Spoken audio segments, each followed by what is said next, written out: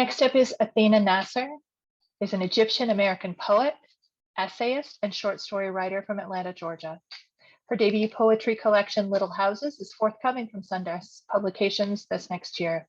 A finalist for the 2021 Poets Out Loud Poetry Prize, she is the winner of the 2021 San Miguel Writers Conference Writing Contest, the 2021 Academy of American Poets College Prize, and the 2019 Scholastic National Gold Medal Portfolio Award winner, among other honors. Her work has appeared in Academy of American Poets, Southern Humanities Review, the Chattahoochee Review, Salt Hill, Lake Effect, the McNeese Review, New Orleans Review, Zone 3, the Los Angeles Review, Up the Staircase Quarterly, Pank, and elsewhere. She is currently an undergraduate student at Emerson College, where she is the head poetry editor of the Emerson Review.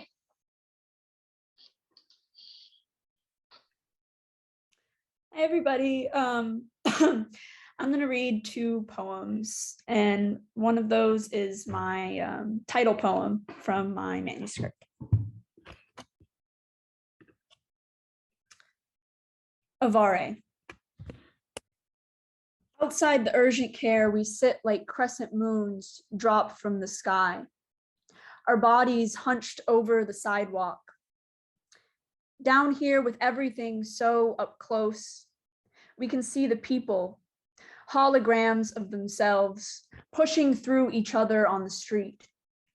Droplets of water falling past them, oranges toppling out of brown paper bags. Gravity is something that even the moon cannot control.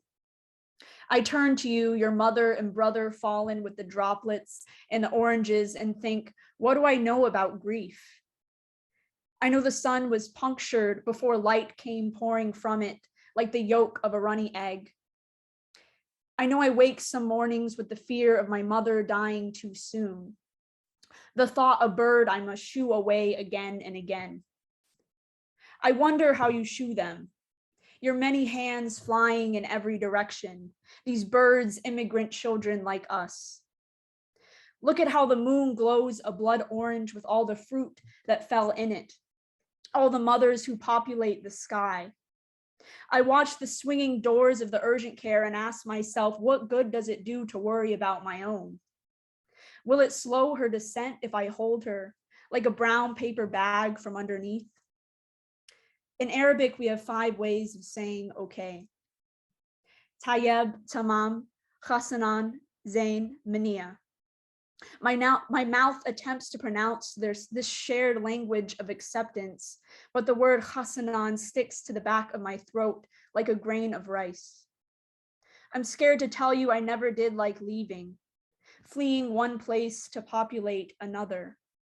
Your mother country calls these people avare, longing souls, their feet at the edge of a well to another country, a puddle of souls floating belly up. They see themselves in this puddle, but they also see themselves in the droplets yet to fall in. Happy tears of God spilling like fat melons from somewhere above us. I want to pry them open, swish their many seeds in my mouth. I want to tell you I'm scared of waking up. My heart, a bird batting its wings to go nowhere. My mother, a sound lodged in my throat.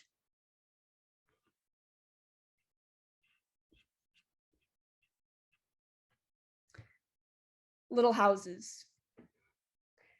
We walk in and out of little houses, and I pretend that the bonds between state and people do not concern me. I have no friends in the whole state of Georgia, and if I could, I would disown the state itself. Surely if it hadn't disowned me first. In the Art History Museum, I point at pretty paintings that I cannot touch or blend into, but only admire. Masha'Allah, God has willed it. But is it God who has willed me to be so detached from men or my own state of unwillingness? If I were to sculpt a state of my own, it would be called the province of vagina, assuming that it hasn't already been colonized by some Anglo-Saxon European monarchy. As mixed girls, we are forever stuck in between little houses, little bathrooms with little mirrors and a man waiting for his turn. But wouldn't it be indulgent to stay a while? to sit in the middle of two brushstrokes without being claimed by the province of purple. Van Gogh fed on yellow paint in fits of anxiety. However, I lock myself inside infinity rooms. In light of God's will, I split into microscopic versions of an abstract Egypt to go down easier.